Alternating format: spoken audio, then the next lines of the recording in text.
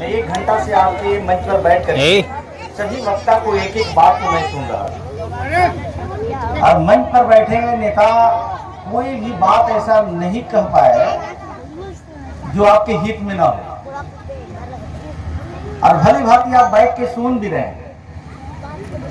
और परम पूज्य बाबा साहब doctor B are Ambedkar ji की अभी अभी हम लोगों ने जन्म जयंती मनाया और आज खुशी की बात है कि चौरसिया गांव में परम पूज्य बाबा साहब अम्बेडकर जी की आदम कद्र मूर्ति का अनावरण करने का अवसर भी प्राप्त हुआ है। और आपने देखा इधर जिला पार्षद का पूर्व उपाध्यक्ष जी बैठे हुए हैं। कम शब्दों में ये हम लोगों के बीच में सम्मानित पूर्व विधायक बड़े भाई अशोक जी बहुत कम शब्द में अपनी बात को रखे। ये समझने वाली बात, कितने लोग समझा नहीं समझा ये अब आपको खुद उसका जवाब आएगा। आपके बगल में हम सबके परिवार के आन बान शान, महिला पुरुष सबके सम्मान। हम लोग पहले की कहते थे कि नारी के सम्मान में, और आज नारी के सम्मान में आज खुद जो है कि आदरणीय संगीता जी जो तरीके से सभी समाज के बातों को आपने रखने का काम किया। आपके बगल में बैठे हुए बड़ी गंभीर मुद्रा में देख रहे हैं, आप भी सदन के सदस्य हुआ करते थे। आपके आशीर्वाद प्यार लेकर के गए बड़े भाई निरंजन जी। सदन में जाना, सदन के बाहर रहना, बात एक ही है, लेकिन समाज को कभी छोड़ना नहीं चाहिए। यही समाज सदन के अंदर भी भेजता है, यही समाज सदन के बाहर भी करता है। ये समाज से बड़ा कोई व्यक्ति हो नहीं सकता है। समाज को कभी भी, एक महापुरुष ने कहा है कि अगर अच्छे घरों में अगर चले जाते हो, अच्छे घर में अगर बसेरा बना लेते हो तो झोपड़ी जला के मत जाना। झोपड़ी को भी अक्षुण सुरक्षित रखना कि कभी उधर से आपके ऊपर चोट पड़ेगी तो झोपड़ी में भी कभी शरण लिया जा सके। तो ये हम झोपड़ी से निकले हुए लोग हैं। मैं उधर ज्यादा नहीं जाना चाहता। आपके छोटन भाई भी बड़ी अच्छा अपनी बात को बताए हैं। मुझे लगता है कि सब लोगों ने मेरे लिए समय छोड़ दिया अपनी बात को कहते हुए कि नहीं हमको कहीं जाना है। हमारे लिए सब लोगों ने अपना समय में कुछ न कुछ देने का अवसर दिया। आपके बगल में भारतीय जनता पार्टी के जिला अध्यक्ष मनोज जायसवाल जी, जो बहुत सुलझे हुए, कम बोलते हैं, ज्यादा काम करते हैं, बोलने का मौका मिलता है तो छोड़ते भी नहीं है। आज थोड़े से शब्दों में आपने अपनी बातों को रखा है। वैसे किशोर पगला जी मेरे बड़े भाई गाल पर हाथ रख करके बैठे यहाँ है, लेकिन ध्यान कहीं लखनऊ यूपी के धरती की तरफ है। इसलिए कि यूपी से आते हैं और बिहार में कम मन लगता है, यूपी में ज्यादा मन लगता है। लेकिन मेरा मानना है जो कम शब्दों में आपने गाना के माध्यम से, संस्कृति के माध्यम से आपने समाज को जगाने का काम करते रहे। आज से नहीं, ये बरसों बरसों से, और ये संबंध आज से नहीं है। मुझे अगर मालूम होता कि किशोर पगला जी का यहाँ प्रोग्राम है तो ये प्रोग्राम हम मनोज जी जो आयोजक करता है उनको मैं खुद 8 बजे 9 बजे रात का टाइम देता कि मैं सारा कार्यक्रम को निपटाते हुए आपके धरती पर 8 बजे मैं पहुंचूंगा और पूरा आनंद। बहुत दिन हो गया किशोर पगला जी के बातों को सुने हुए। मुझे लगता है कि फिर पुरानी बातों को आपने याद दिलाते। वैसे किशोर पगला जी और पूरे उनकी टीम, जितना प्रशंसा कर लीजिए, आप सोए हुए लोगों को जगाने का काम करते रहते हैं। तो आप भली भांति जानते हैं पड़ोसी राज्य बिहार है और मैं आपका बेटा, आपका भाई, आपके परिवार का ये सदस्य कभी दिल्ली चला जाता है, कभी बिहार में आ जाता है, लेकिन ये मेरा मकसद नहीं है। दिल्ली भी गए तो आपके लिए, बिहार में आए आपके लिए। और मैं बताना चाहता हूं, ये सभी नेता ने जो बात बाबा साहब doctor B are Ambedkar ji की रखी गई है, आप बैठे हुए समाज क्यों नहीं सोचते? अभी संगीता जी बोल रही थी, उनकी योग्यता के बारे में आप लोगों ने पता किया, कहाँ तक पढ़ी लिखी है, उनके पिताजी क्या कर रहे हैं, और मंच पर जितने वक्ता अपनी बात को रखे उनकी योग्यता क्या है। मैं आपके बीच में खड़ा होकर के बोल रहा हूं, यही आपको तो जानना पड़ेगा ना। अभी एक मंच के ही बात को मैं दोहरा रहा हूं, मैं अपनी बात कुछ अलग से नहीं कह रहा हूं। 14 अप्रैल 1891 में बाबा साहब जन्म ले लेते हैं। उस समय देश का संविधान नहीं था, कोई नियम कानून नहीं था, पढ़ने लिखने का अधिकार नहीं था, अच्छे घरों में रहने का अधिकार नहीं था, अच्छे भोजन करने का अधिकार नहीं था, अंग्रेजों के हम गुलाम थे। लेकिन साथियों 6 दिसंबर सन 56 को बाबा साहब चले जाते हैं, और ये जो अंतराल में बाबा साहब डॉक्टर B.R. अम्बेडकर जी, उधर आप जाएंगे लंबी वृतांत एक कहानी बन जाएगी। तो 2 वर्ष से 11 महीना 18 दिन देश के संविधान को रचना में लगता है, 2 वर्ष से 11 महीना 18 दिन। और आपने देखा होगा कि सरदार वल्लभ भाई पटेल, बाल गंगाधर तिलक, अबुल कलाम आजाद, महात्मा गांधी, राजेंद्र प्रसाद जी खड़े होते हैं, और परम पूज्य बाबा साहब डॉक्टर B.R. अम्बेडकर जी 26 जनवरी 1949 को लिखित और निर्मित देश का संविधान को आत्मार्पित करते हैं। हम भारत के लोग संपूर्ण प्रभुत्व संपन्न समाजवादी पंथ निरपेक्ष लोकतंत्र गणराज्य बनाने के लिए, इस देश के दलितों, शोषितों, पीड़ितों, सर्व समाज के हक अधिकार दिलाने के लिए 26 जनवरी 1950 को लिखित और निर्मित संविधान उन्होंने दे दिया। और देने के बाद में उन्होंने ऐसा एक जगह दिखाया, ऐसा क्या दिखाया, अंग्रेजी का भी बनता है, भी यानी विक्ट्री। आए देश के सदियों से अंग्रेजों के सताए हुए लोग, आपको ये संविधान में हमने व्यवस्था कर दिया है, और आप जब जगोगे तो आपका अधिकार स्वतः आपके घर तक आएगा। आज हमारी जीत हो गई 26 जनवरी 1950 को संविधान को दे करके, लेकिन आज 75 साल आजाद भारत के अमृत महोत्सव मन रहा है। 75 वर्ष आजाद भारत के। अभी संगीता जी बता रही थी कि पत्रकार गया, जल्दी में उन्होंने बताया कि एक पत्रकार गया कई नेताओं के यहाँ, तो पूछा गया तो सब लोग सो रहे थे, उनका समाज जगा हुआ था। बाबा साहब अम्बेडकर जी जगे थे, हमारा समाज सोया हुआ है। मैं आपसे पूछना चाहता हूँ, आजादी के 75 वर्ष हो गया, संगीता जी ग्रेजुएशन कर गई, सदन के सदस्य बन गई, जनक चमार आपके बीच में जो खड़ा है MA LLB का डिग्री ले लिया, जिसका बाप दूसरे के खेतों में मजदूरी करते थे, तो कहाँ है बाबा साहब अम्बेडकर जी के संविधान? क्या ये संगीता जी के लिए बना था, जनक चमार के लिए बना था, निरंजन राम के लिए बना था? आप लोग क्या कर रहे थे? आप क्यों नहीं गए स्कूल में? स्कूल में नहीं गए तो ये किसकी सरकार थी?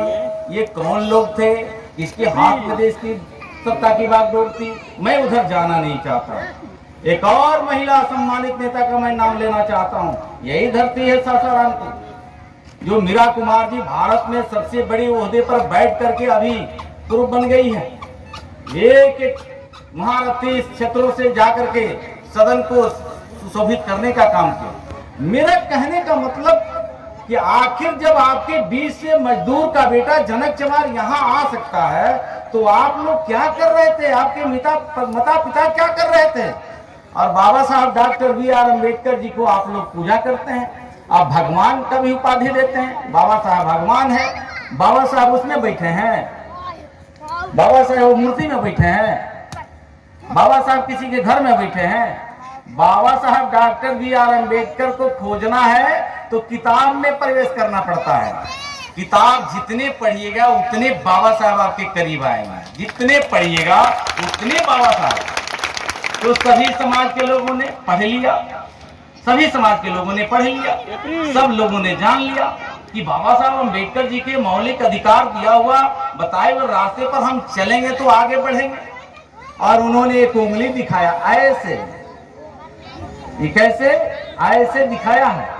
मेरे हाथ में माइक है, इसमें संविधान है, और ऐसे उन्होंने किया है। हम किस दिशा में खड़े हैं? पश्चिम दिशा में। दिल्ली किधर पड़ता है? पश्चिम पड़ता है। बाबा साहब ऐसा किया, क्यों किया? तुम्हारी माली हालात को कोई ठीक नहीं कर सकता है, तुमको वहां जाना पड़ेगा। कहां जाना पड़ेगा? दिल्ली। 75 साल आजाद भारत में अभी तो दिल्ली है, अभी मोहनिया शुद्ध रूप से आप लोग नहीं पहुंच पाते हैं, मोहनिया नहीं पहुंच पाते हैं।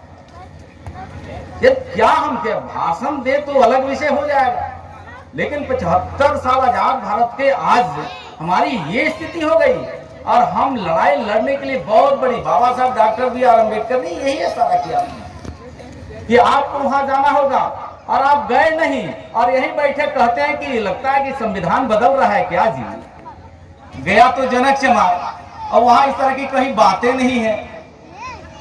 ये जनक चमार वहां गया है, जाते ही बाबा साहब अम्बेडकर जी के जहां संविधान लिखा हुआ था पहले वहीं सर झुकाया। बात समझना पड़ेगा। अरे कोई कहता है कि कौवा कान लेके चला गया, तो पहले तो मुझे कान, अभी हमारे एक वक्ता यहाँ बोल रहे थे, निरंजन भाई साहब कहे कि जानो और मानो, हम मानते हैं लेकिन जानते नहीं, मानते हैं। बाबा साहब ने ये कह दिया, बाबा साहब जो कह दिया तो उस पर चलिए, और चलते हैं। तो जो चला आज सदन के अंदर चला गया।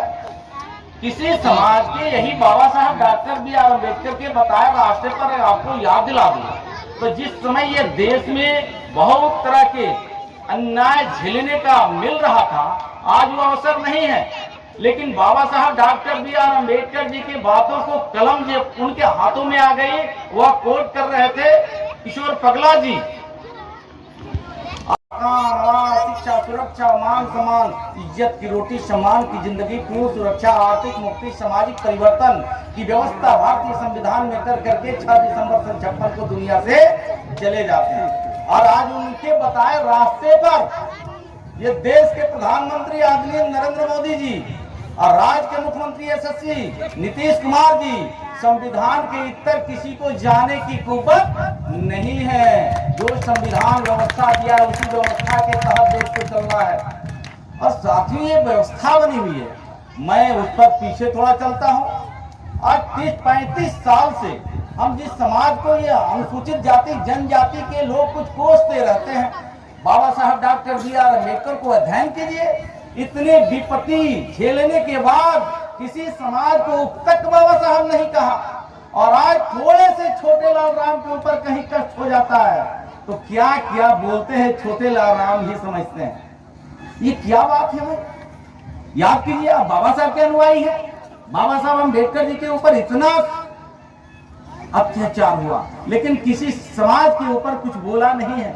लेकिन हम जैसे छोटे से कार्यकर्ता के ऊपर कोई बात आ जाती है तो हम ये क्या नहीं कहते हैं। साथियों, मैं उधर भी जाना नहीं चाहता हूँ, मैं याद दिलाना चाहता हूँ, आज बिहार के यशस्वी मुख्यमंत्री नीतीश कुमार जी बैठे हुए, हम उनके मंत्री परिषद का सदस्य हैं। और साथियों, कभी कर्पूरी ठाकुर जी यहाँ हुआ करते थे, सम्मानित नेता, कभी लालू प्रसाद यादव जी हुआ करते थे, कभी आदरणीय राबड़ी जी हुआ करते थे, कभी सतीश कुशवाहा जी हुआ करते थे, कभी अब्दुल गफूर जी यहाँ हुआ करते थे, कभी जीताराम मांझी जी हुआ करते थे, और किसका, कभी भोला पासवान शास्त्री जी हुआ करते थे। ये 35-40 साल के शासन काल में ये तो दलितों और पिछड़ों और संख्यकों का ही मुख्यमंत्री रहा है। फिर मेरे समाज को पढ़ने से कौन रोका था? कौन स्कूल नहीं जाने दिया? कौन आपको परेशान किया? ये सोचने वाली बात है साथी। हम किसी के ऊपर उंगली उठा करके कोस दे, ये साथी सरासर, बाबा साहब अम्बेडकर जी ने कहा है, क्या ऐसे हमने उंगली उठाया है ना, तो एक तो दिल्ली की तरफ जा रही है उंगली, और बाकी उंगली किधर है? मेरे तरफ है। हम दूसरे के ऊपर उंगली उठाने के पहले अपने गिरवा में झांक लें। ये अवसर मुझे प्राप्त हुआ था, लेकिन आपने स्कूल में नहीं गए। आज सरकार कौन सा कदम नहीं उठा रही है? बहुत यहाँ हमारे समाज के लोग बैठे हैं, 30 दिन का महीना होता है, 18 से 25 दिन का 5 साल होता है, और 1 महीने में अपने बेटा बेटी का अंडा नहीं खिला पा सकता, 1 गिलास दूध नहीं पिला सकता है। क्या कारण है? व्यवस्था आपके पास नहीं हो। बाबा साहब डॉक्टर B.R. अम्बेडकर जी यही तो व्यवस्था दिया। सत्ता के शीर्ष पर बैठे हुए लोगों ने आपके लिए योजना चलती है, सरकार किसी की योजना आपकी चलेगी, लेकिन साथियों उसको लाभ लेना है। मैं बार बार कहता हूं, जब ये मजदूर का बेटा जनक चमार, जिसकी माँ भी दूसरे के घर में खेत में मजदूरी करती थी, जिसका बाप दूसरे के खेत में हल चलाते थे, उनका बेटा आज आपके बीच में खड़ा होकर बोल रहा है। जब 14 से 19 तक पार्लियामेंट का मेंबर बन करके गया, कौन भेजा? कौन भेजा? मैं गोपालगंज जिला में खाक छान रहा था, क्या मोहनिया के लोगों को मालूम नहीं था? कैमूर के लोगों को मालूम नहीं था? रामगढ़ भभुआ के लोगों को मालूम नहीं था? ये आपके शाहबाद का कोई ऐसा विधानसभा नहीं है जिस विधानसभा में जनक चमार न गया हो। कोई ऐसा प्रखंड नहीं है जो जनक चमार का कार्यक्रम न लगा हो। मैं साथियों आपके बीच में खड़ा हूं तो कौन भेजा? तो इसका चेहरा एक साथी कोई बोल रहा था कि जिस तरह कांसीराम साहब के आंखों का तारा आज नरेंद्र मोदी जी की आंखों का तारा बना हुआ। कौन आदमी? शायद अब भाई साहब अशोक भैया ने बताया। साथियों, पार्टी किसी जाति धर्म मजहब का नहीं होता है। तो उस समय उनके आंखों के तारा बने थे, उनका आशीर्वाद है। उत्तर प्रदेश में हम सबके बहन सुश्री मायावती जी जो प्रचंड बहुमत की सरकार बनी, भारतीय जनता पार्टी ने समर्थन नहीं दिया होता तो वो प्रचंड बहुमत की मुख्यमंत्री नहीं बनती। ये इतिहास के पन्नों में लाना पड़ेगा। और साथियों, वही 14 में परिवर्तन आता है। मुझे कोई नहीं पूछा तो भारतीय जनता पार्टी के नेता ने पूछा, केंद्रीय नेतृत्व, राज्य के नेतृत्व ने, कि भाई मैं क्या बताऊं, ये संगीता जी जानते हैं, आप जानते हैं बैठे हुए प्रतिनिधि, भाई हमारे जाति में 1-1.5 लाख एनसीसीएन कुत्ता पालने वाले नेता है। क्या संगीता जी, आपको मालूम होगा, असम, हरियाणा, पंजाब में कमाए हुए लोगों को पार्टी पूछती है, लेकिन पता ना वही कांसीराम साहब का आशीर्वाद और प्यार और बाबा साहब अम्बेडकर जी का आशीर्वाद और प्यार ध्यान में आया। भारतीय जनता पार्टी को जनक चमार झोपड़ी में रहने वाला मजदूर का बेटा को पहली बार गोपालगंज लोकसभा सीट से वहां टिकट दिया और वहां के सब समाज के लोगों ने 3 लाख अंतर मतों से जिता करके दिल्ली में भेज दिया। ये कौन सा गुना है? ये कौन सा गुना? कौन सा गुना? मैं 14 के पहले भी चुनाव लड़ा था, याद है पुराने साथियों को? 14 के पहले जमानत नहीं बच पाई थी। मैं कहना चाहता हूं कि एक जाति से कोई पार्टी चलने वाली नहीं है, सभी समाज के आशीर्वाद मिलना चाहिए। तो जमानत नहीं बची 9 वाला, और 14 में वही बेटा आपके आता है और भारतीय जनता पार्टी तो 3 लाख मतों से ज्यादा से जीत करके चला जाता है। और वहां भी गया तो आपकी आवाज बना, फिर गठबंधन में सीटें चली गई और फिर मैं इधर आता हूं। उस समय लोग कहता था रिजर्वेशन नहीं रहता तो जनक चमार आपको टिकट मिलता है क्या? आपको याद है, कितने लोग जानते हैं, मैं किसी सदन का सदस्य नहीं था और मैं कोई जगजीवन बाबू के परिवार खानदान से नहीं आता हूँ, राम सुंदर दास के परिवार से नहीं आता हूँ। ये एक बहुत बड़ा परिवार है, उनके परिवार का ये बेटा है, इसको सम्मान दिया जाएगा तो एक समाज इसके साथ खड़ा हो जाएगा। मेहनत परिश्रम, मैं किसी सदन का सदस्य नहीं रहते हुए और मुझे पहले मंत्री बना दिया जाता है। याद है, कितने लोगों को मालूम है? पहले मंत्री बनाया जाता है और 1 महीने के बाद से गवर्नर कोटे से, उसमें भी रिजर्वेशन की व्यवस्था नहीं है। उसमें भी मैं जिस सदन का सदस्य हूं, विधान परिषद बोलता है 75 सीटें होती है, 12 नॉमिनेट महामहिम गवर्नर साहब करते हैं और उनके कोटे से भाजपा ने एक चमार के बेटा को भेजने का काम करती है। ये कौन सा गुनाह है भाई? और वहां जाकर के आपकी आवाज बन के आपको शोषण न हो, आपके ऊपर अत्याचार न हो, वह समाज की इज्जत आबरू की हिफाजत करने की लड़ाई जनक चमार लड़ रहा है। ये कौन सा गुनाह है भाई? ये सोचने वाली बात है। और जो मंच पर सम्मानित नेता सारी बात को जो बताए हैं, आप अपने जेहन में उतारिए, अपने जेहन में उतारिए और अपने बच्चों को स्कूल भेजना शुरू कर दीजिए। संगीता जी बता रही थी, आपके बच्चे जब तक स्कूल में नहीं जाएंगे, आपके बच्चे पढ़ेंगे नहीं, किससे आप भीख मांग रहे हैं? किससे? अधिकार मांगने से नहीं मिलता है, अधिकार को छीनना पड़ता है। जब छीनने चलोगे तो लड़ाई होगी, जब लड़ाई होगी तो या तो उसके ऊपर कुर्ता पजामा फटेगा, नहीं तो मेरा फटेगा। तो आप कुर्ता पजामा फड़वाना नहीं चाहते हो ये मंच पर बैठे लोग मरने जाएंगे क्या? इनको मरने की अब जरूरत नहीं है, इनको रास्ता मिल गया है। लड़ना है आपको है, रास्ता ये लोग बताएंगे और चलना है आपको है। अगर नहीं चलिएगा तो आपका हालात जैसे है वैसा ही रहेगा। ये कौन बदलेगा? जो पूर्व में हमने बताया, मुख्यमंत्री आप लोगों ने दिया, लेकिन आपके हालात में बदलाव नहीं आया। आज बिहार के यशस्वी मुख्यमंत्री नीतीश कुमार जी के नेतृत्व में कौन ऐसी योजना नहीं चल रही है? नल जल से लेकर के प्रधानमंत्री आवास से लेकर के रोटी कपड़ा मकान आवास शिक्षा सुरक्षा मातृत्व वृद्धा पेंशन। पहले की सरकार थी 50 रुपया वृद्धा पेंशन मिलता था, हमारी सरकार आ गई 400 रुपया मिल रहा है, और किसी की सरकार आएगी 1000 मिल जाएगा। आपकी माली हालात में बदलाव कब आएगा? प्रधानमंत्री आवास का जब पैसा मिलता है तो मूड़ा गोड़ी आप खरीद के खाते हैं क्या? कहते हैं कि चलो भाई आ गया है पैसा। मैं गलत बोल रहा हूं तो बोलिए आप लोग। जैसे पेमेंट होता है सीधे मछली हट्टा में पहुंच जाते हैं, वहीं से शुरुआत होता है।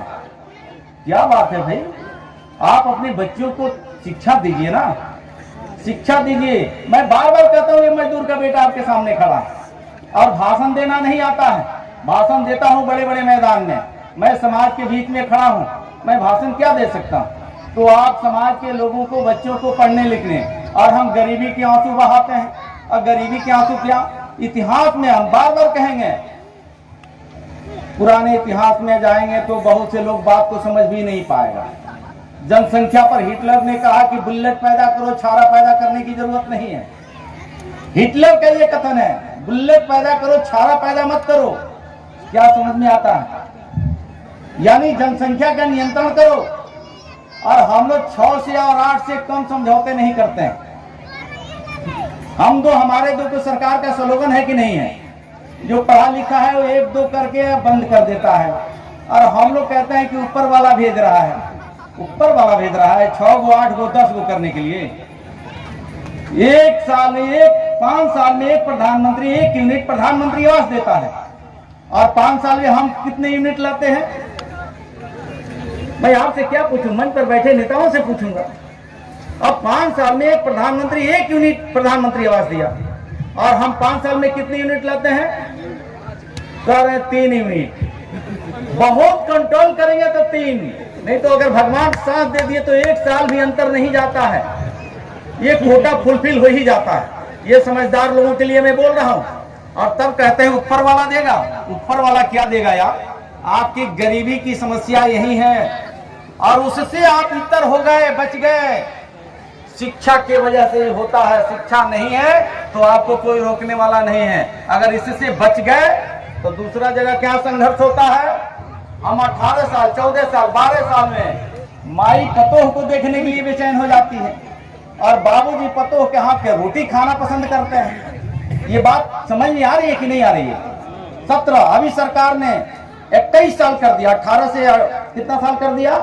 21 साल। क्यों कर दिया? आपके लिए उम्र का फासला होनी चाहिए। और हम लोग 14 साल में बेटा बेटी की शादी करते हैं। हो रहा है कि नहीं समाज में? और एक हमारे घर में बिटिया है, 14 साल में उसको हमने शादी कर दिया, तो एक और मेहमान की संख्या बढ़ गई, और 2 साल मेहमान के घर रह गई, तो एक को लेके 3 खुद घर चली आई। उस पे यहाँ खाने की व्यवस्था नहीं है, तो कहाँ आएगी बेटी? फिर जहां से गई थी, छोटे लाल भाई सब समझ रहे हैं, तो जहां से गई थी वहीं फिर आएगी। तो बीमारी गया कि आया? ये समाज के लिए बात मैं बोल रहा हूं। ये बड़ी सोच समझ करके देश में प्रदेश में आप जुबान से कुछ कहते हैं तो आप अपने खुद पैर में कुल्हाड़ी मारते हैं। कहां जा रहे हैं? सरकार चला रही है, योजना चल रहा है, इसका लाभ उठाइए, भरपूर लाभ उठाइए। हम उधर जाना नहीं चाहते हैं, लेकिन आपके हाथ में एक लोकतांत्रिक तरीके से वोट देने का अधिकार है। ये सड़ुआना और मम्हर और ससुराल से नहीं मिला है। इसके लिए लड़ाई लड़ी गई है। सरदार वल्लभ भाई पटेल, बाल गंगाधर तिलक, अबुल कलाम आजाद, महात्मा गांधी, राजेंद्र प्रसाद, वीर सावरकर, उधम सिंह, भगत सिंह, सुभाष चंद्र बोस, तमाम लोगों ने कहीं ना कहीं लड़ाई लड़ा। अब तब 1857 से लेकर के 1947 तक युद्ध हुई। अब तक 15 अगस्त 1947 की तिरंगा फहरा। तब आजाद भारत में हम बैठे हुए हैं। साथियों, मैं ज्यादा कुछ नहीं बोला हूँ। आपकी भाव भावना को मेरे अंदर कहीं न कहीं आग लगी हुई है, जिस चीज को आपके बीच में रखने का प्रयास किया हूँ। आपका ही बेटा है और आज मैं सदन का सदस्य होकर के रात दिन आपकी चिंता मैं कर रहा हूँ। सदन के आज 39 एमएलए हम सबके दल कोई हो 39 एमएलए सदन के अंदर बैठा हुआ और एक बगैर रिजर्वेशन से आ गया तो ये अलग से है, अलग से हैं। दो और मेरे सदन में अशोक चौधरी जी और संजय पासवान जी हैं, उन लोगों को भी रिजर्वेशन नहीं मिला है, वो दो अलग से आ गए। तो 39 और 3 42 आपके सदन में बैठा हुआ है। इसकी भाव भावना को आपको समझना होगा, नहीं तो हम जाए तो मुर्दाबाद, फलना जाए तो जिंदाबाद करते रहो। इससे आपका कहीं बदलाव आने वाला नहीं है। आपके बताया रास्ते पर चलना होगा। परम ये बाबा साहब डॉक्टर बी.आर. अम्बेडकर जी के बताया रास्ते पर आज हर देश के मुखिया, हर देश के प्रधानमंत्री चल रहे हैं। अभी अभी 14 अप्रैल की जन्म जयंती मनी बाबा साहब अम्बेडकर को 192 देशों ने जयंती मनाया है। 192 देश। बहुत ऐसे दलित बस्ती है जिसमें बाबा साहब का आज भी याद करने वाले लोग नहीं है, लेकिन देश का नहीं, विश्व स्तर पे 192 देशों ने बाबा साहब अम्बेडकर की जयंती मनाई है। ये क्या है भाई? और हम ठेकेदारी ले ली है कि बाबा साहब के हम खानदान के हैं, तो बाबा साहब के खानदान के हैं तो बने रहो। बाबा साहब के खानदान के हो तो यही कहा था कि पढ़ो लिखो नहीं, आप पढ़ो लिखो, आगे बढ़ो, हक अधिकार के लिए संघर्ष करो, लड़ाई लड़ो, आपके हक आपके घर तक आएगा। आप करते नहीं। उसी का उदाहरण जनक चमार है। घर बैठा थोड़ी रहता है और सदन में ही सदस्य बनने के लिए संघर्ष नहीं काम करते हैं। आपके मौलिक अधिकार आपके घर तक पहुंचे और सरकार पहुंचा भी रही है। तो मुझे लगता है कि बच्चों को, अपने घर परिवार के लोगों को स्कूल के तरफ अग्रसर करना चाहिए। और जिन लोगों ने उम्र प्राप्त कर लिया है 40 साल, 45 साल, 20 साल, 18 साल, वो तो स्कूल नहीं जा सकते हैं, लेकिन आने वाली पीढ़ियों को स्कूल की तरफ भेजिए। आज आपके बच्चे शिक्षित बनेंगे। तीन मंत्र बाबा साहब का, शिक्षित बनो, संगठित हो जाओ, संघर्ष करो, खोया हुआ तुम्हारा राजपाट तुम्हारे वापस आएगा। तो ये बच्चों को पढ़ाइए। जब समझ जाएगा, मनोज जी पढ़े लिखे हैं तब तो बाबा साहब अम्बेडकर के यहाँ कार्यक्रम करा रहे हैं। मोहन जी पढ़े लिखे नहीं होते तो बाबा साहब के बारे में जानते नहीं। ये भंते जी बैठे हैं, भंते जी अगर बाबा साहब के बारे में नहीं जानते तो 2 घंटा से यहाँ नहीं बैठते। और मुझे लगता है कि राजनीतिक गुरु तो यहाँ बैठे हुए, राजनारायण जी। और मुझे हाई स्कूल में भी मैं नहीं था, मैं 8th क्लास का विद्यार्थी था और इनकी एक छोटी सी गाड़ी जाती थी गोपालगंज में, और उस समय से आपसे प्रभावित हुआ। आज तो चीवर में देख रहा हूं।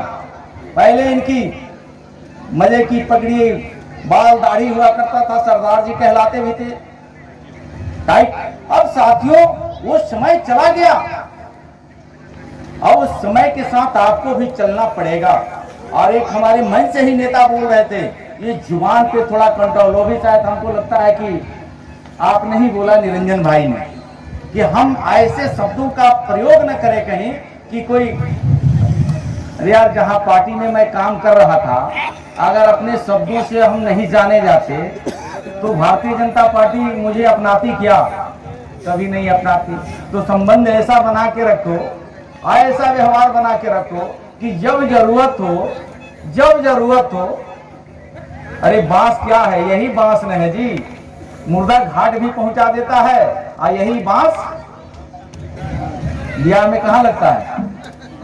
माड़ों में भी लगता है। बांस तो वही है। तो आपको माड़ों में जाना है कि मुर्दा घाट जाना है, तय आपको करना है। बांस तो बांस होता है। ये व्यवहार को बना के रखिए, कब किसकी कहाँ जरूरत पड़ेगी। कभी कोई तो ये कब थी, किस पार्टी में थी? संगीता जी किसी पार्टी में थी क्या? थी किसी पार्टी में, लेकिन आज किस पार्टी के विधायक है? राजद की विधायक है। निरंजन जी किस पार्टी में थे पहले? भुजन में। किस पार्टी से विधायक हो गए? भाजपा। ये मैं उधर चर्चा करना नहीं चाहता हूं। मैं कहां था, मैं यहां कहां। आपका बेटा जहां है आपकी लड़ाई लड़ेगा, ये ध्यान रखना चाहिए। तो आपका भी कभी लॉटरी लग जाए तो संबंध ऐसा बना के रखिए कि आपका भी लॉटरी बेकार ना जाए, कहीं ना कहीं कामयाबी मिल जाए। बाहर से लोग लड़ने वाले, भिड़ने वाले लोग यहाँ बैठे हैं, ज्यादा कुछ ना कहते हुए मुझे लगता है कि यहाँ नाश्ता वस्ता भोजन वोजन का भी व्यवस्था है। और मैं आपके बीच से यहाँ से अब हम जाना चाहेंगे, एक न्योता मैं आपको दे देता हूँ। जब ऐसे शुभ काम में मैं आया हूँ, यही बगल में कौन मैदान है, जगदीशपुर, दिमाग से निकल गया था, जगदीशपुर, और 1.25 लाख राष्ट्रीय झंडा लेकर के हम सब खड़े रहेंगे। 1.25 लाख, एक किसी पार्टी वोटी की बात नहीं है, देश का तिरंगा। जब हम लोग दिल्ली प्रवेश करते हैं ना, तो पार्टी पीछे छूट जाता है। मेरे गाड़ी पर ध्यान दीजिए, किस पार्टी का झंडा लगा है मेरी गाड़ी पर? आए, तिरंगा चढ़ जाता है। लड़ाई क्षेत्र में होती है, लेकिन सदन में हम लोग जाते हैं, आप लालटेन लेके जाती हैं, सब सिंबल बाहर रहता है, वहां अंदर हम लोग सदस्य बन के जाते हैं। ये बाहर की चीज है, अंदर की चीज नहीं है। तो साथियों, 1.25 लाख तिरंगा, ये पूरे वर्ल्ड में तिरंगा को इतने झंडा वहां दिखाना है कि आज विश्व का सबसे बड़ा तिरंगा का सम्मान बढ़ने ये कब हो रहा है कि वीर कुंवर बाबू 1857 में अंग्रेजों से लोहा लेकर के जीते जी ये राज्य को रक्षा किया था, और कई लोगों ने आया और गया, लेकिन ये पहली बार इतनी बड़ी भारत सरकार ने कदम उठाई है, और वो भी बिहार की धरती। भारत में यही राज है वीर कुंवर बाबू का। तो गृह मंत्री अमित शाह जी जो आ रहे हैं, और 1.25 लाख उस दिन तो झंडा लेके खड़े रहेंगे, झंडा राष्ट्रीय, और ड्रोन से सब फिगर लिया जाएगा, और उस दिन गिनीज बुक में भारत का तिरंगा का नाम दर्ज हो जाएगा। तो अगर गवाह बनना है तो निश्चित रूप से 23 तारीख को 10 साढ़े 10 बजे 2 बजे कार्यक्रम भी खत्म हो जाएगा। जिस भाई और बहन को उधर आना है, जिला अध्यक्ष की भी जिम्मेवारी है, रामगढ़ के पूर्व विधायक जी को, निरंजन जी को, ये सब लोगों को जानकारी है, ये सब लोग काम में लगे भी हैं। लेकिन मैं भी आपका बेटा भाई होने के नाते आपको मैं न्योता दे के जा रहा हूँ कि अगर लगता है 23 तारीख को गवाह बनना है तो निश्चित रूप से आप उसमें शामिल होइए। उसमें पार्टी का कोई झंडा नहीं, वो तिरंगा लेकर के प्रवेश करना है। और आने वाले दिनों में आपको सुनने को मिलेगा 23 के बाद से कि यह तिरंगा झंडा भारत का नहीं, वर्ल्ड का, विश्व का सबसे बड़ा तिरंगा झंडा, और विश्व इसको आज उस रास्ते पर आगे आगे धीरे धीरे बढ़ रहा है कि जो बहुत साथी बोले हैं कि श्यामा प्रसाद मुखर्जी, दीनदयाल उपाध्याय, महात्मा गांधी का सपना यही था, जनक के हमारा अच्छा बंडी पहन लिया है और छोटे लाल अच्छा बंडी नहीं पहनेगा तो ये समतामूलक समाज बनेगा? नहीं बनेगा। सभी समाज को रहने का घर, खाने की रोटी होनी चाहिए, जो सरकार कर रही है, लेकिन अपने स्तर से भी संघर्ष करना है। ज्यादा कुछ न कहते हुए आज परम पूज्य बाबा साहब डॉक्टर BR अम्बेडकर के आदम कद मूर्ति का अनावरण में आए हुए समाज की माताएं और बहनें, और समाज के, सब समाज के गार्जियन, अभिभावक, नौजवान, नन्हे मुन्ने बच्चे, और शासन प्रशासन के कुछ पदाधिकारी अधिकारी भी, मैं अपने तरफ से, पार्टी की तरफ से, और यहाँ की कमेटी जो बाबा साहब अम्बेडकर की कमेटी है, मनोज जी, मोहन जी वगैरह वगैरह, पुर्जा तो आपने दिया नहीं, सबको मैं कोर्ट से बधाई देना चाहता हूँ। और बहुत बड़ा आपने प्रशंसनीय काम किया है बाबा साहब अम्बेडकर का आदमकद मूर्ति लगा करके। मुझे लगता है कि इसे प्रेरणा लेकर के और दूर दूर तक बाबा साहब की आवाज समाज में पहुंचना चाहिए, और कोई ऐसा भाव भावना अपनी जुबान से नहीं निकलना चाहिए कि किसी के समाज के ऊपर कोई ठेस पहुंचे। सबको, समाज को एक साथ लेकर के चलने की जरूरत है, और नहीं तो एक और उदाहरण देकर के अपनी बातों को खत्म करना चाहते हैं। जैसे आपने पंचायत में देखा होगा, एक रिजर्व सीटें होते हैं शेड्यूल कास्ट का, उसमें धोबी को बना दिया जाता है, मुसहर को बना दिया जाता है, पाची को बना दिया जाता है, लेकिन चमार को नहीं बनने दिया जाता है। ये लड़ाई कहाँ है? आप एक समाज से अलग थलग पड़ते जा रहे हैं।